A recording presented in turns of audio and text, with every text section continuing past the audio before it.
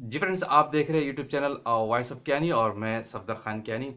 अच्छा फ्रेंड्स, आज की इस वीडियो में हम बात करेंगे डॉक्यूमेंटेशन के हवाले से। आज फोकस रहेगा हमारा। एक सवाल मेरे पास सामने आ रहा था कि आप जो रॉ मटेरियल का डेटा होता है या क्वालिटी कंट्रोल डिपार्टमेंट में जो आप डॉक्यूमेंटेशन करते हैं उसका बेस्ट वे क्या है, उसमें बेस्ट प्रैक्टिसेस क्या है, थोड़ी सी हवाले से गाइडलाइन दीजिएगा। तो आज मैं थोड़ा सा डिस्कस करता हूँ कि अगर आप रॉ मटेरियल की टेस्टिंग करते हैं या फिनिश प्रोडक्ट की टेस्टिंग करते हैं, लेबोरेटरी में क्वालिटी कंट्रोल डिपार्टमेंट है, तो अगर उस रॉ डेटा को आप डॉक्यूमेंटेशन करेंगे तो आपको इसमें किस किस प्रिकॉशनरी मेजर को कंसिडर करना चाहिए और क्या क्या नीड्स होनी चाहिए आपके पास, आपके डेटा में प्रेजेंट हो। यानी आपके हेडर में क्या कुछ होनी चाहिए और आपकी हेडिंग्स किस तरह से होनी चाहिए और आपका रजिस्टर जो है डॉक्यूमेंटेशन का वो किस वे में आपके पास होना चाहिए। स्टेप बाय स्टेप थोड़े से पॉइंट डिस्कस करते हैं। ये वेरी इंपॉर्टेंट पॉइंट्स है। ये अक्सर ऑडिटर इसमें आपसे सवाल करते हैं और हम यही देखेंगे कि किस बेस्ट वे में आपको डॉक्यूमेंटेशन करनी चाहिए।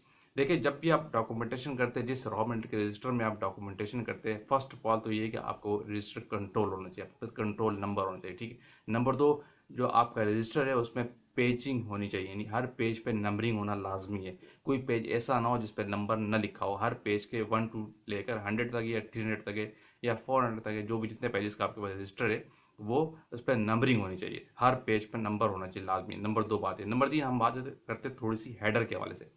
जो डॉक्यूमेंट के रजिस्टर का जो हेडर होता है उसमें बेस्ट प्रैक्टिस क्या है, जो आपके उस पर ऊपर आपके पास जो इन्फॉर्मेशन आनी चाहिए वो नंबर वन पे क्या है, जो जो आपके पास हेडिंग्स होनी चाहिए। हेडर के ऊपर आपके पास जो हेडलाइंस होंगी उसमें क्या क्या है। नंबर वन, आपके पास प्रोडक्ट का नेम आना चाहिए उसके ऊपर। ठीक है। नंबर दो, आपके पास जो भी रॉ मटेरियल या बैच नंबर, उसका बैच नंबर होना चाहिए हेडिंग के। नंबर दो, जिस डेट में आप काम कर रहे हो ऊपर डेट की हेडिंग होनी चाहिए।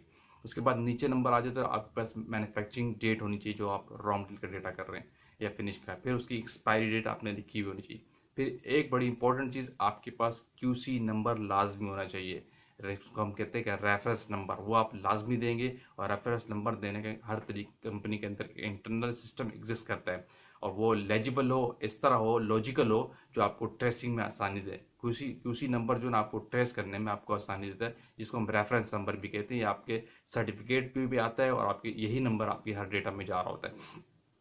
फिर इसके बाद उस हेडर के अंदर आपके पास सप्लायर मेंशन होना चाहिए कि मटेरियल किस सप्लायर से आया जिसको आपने टेस्ट किया। फिर उसका मैन्युफैक्चरर कौन है वो भी मेंशन होना चाहिए। ठीक है। फिर उसके बाद इसके नीचे आप ये सारी वो हेडिंग्स है जो आपके पास हेडर में होनी चाहिए। लोग क्या करते हैं इसमें मिस्टेक के साथ साथ वो भी डिस्कस कर दूं कि जस्ट एक प्रोडक्ट का नेम होता है और कुछ नहीं लिखते और बैच नंबर लिखते हैं और डेट लिख के काम शुरू कर देते। ये तरीका गलत है। आपके पास सारी इन्फॉर्मेशन होनी चाहिए जो मैंने आपको एक एक करके बताई है। हेडर के अंदर ये सारी इन्फॉर्मेशन आनी चाहिए। फिर थोड़ी सी आ जाते हैं आप नीचे, जो आपकी जो स्पेसिफिकेशन है, जब आप उसको डॉक्यूमेंटेशन करते हैं उसको डॉक्यूमेंट किस तरीके से करते हैं। जो आपके टेस्ट होते हैं बेसिकली, ज़ाहिर है आपके पास एक स्पेसिफिकेशन होती है, नंबर ऑफ टेस्ट होते हैं जिसके तहत आप अपनी टेस्टिंग कर रहे होते हैं। उन टेस्ट में जो जो भी आपके टेस्ट है उनको आपने किस तरीके से उतारना है, मैं आपको अब वो बताता हूँ।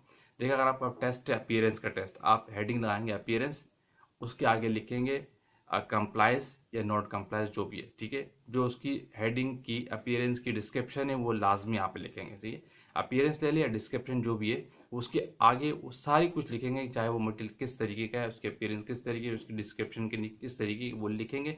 फिर उसके नीचे रिजल्ट की हेडिंग लगा के आगे लिखेंगे कंप्लायंस या नॉट कंप्लायंस। इसी तरीके से आपने सारे टेस्ट उतारने होते हैं। चाहे पीएच का टेस्ट है, पीएच की लिमिट आगे लिखेंगे, फिर नीचे रिजल्ट लिखते हैं आपका जो रिजल्ट आया।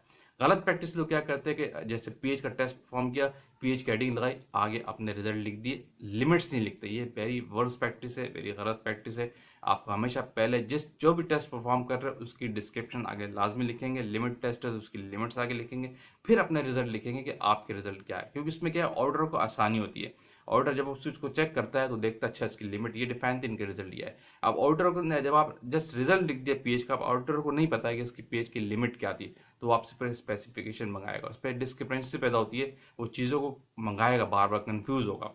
स्पेक्ट मांगना बात की बात है, लेकिन आपके जो टेस्ट टेस्ट भी हो, वन गो में कोई भी देखे, ऑर्डर भी देखे, वो क्लियर हो जाए हाँ ठीक है, ये इसका अपीयरेंस थी, नीचे रिजल्ट ये थे, ये इसकी पीएच की लिमिट थी, इसका रिजल्ट ये है, जो एसए था एसए की लिमिट ये थी, आपके एसए के रिजल्ट ये है। एसए की कैलकुलेशन भी करते हैं और लिमिट टेस्ट पे जो आपकी कैलकुलेशन है वो अपनी जगह वो आप करेंगे। ठीक है। ये तरीका होना चाहिए बेस्ट। फिर उसके बाद आपके पास जब आपने डॉक्यूमेंटेशन कर लिया तो फिर आप उस पर आप अपने साइन करते हैं, जिसने उसको टेस्ट किया।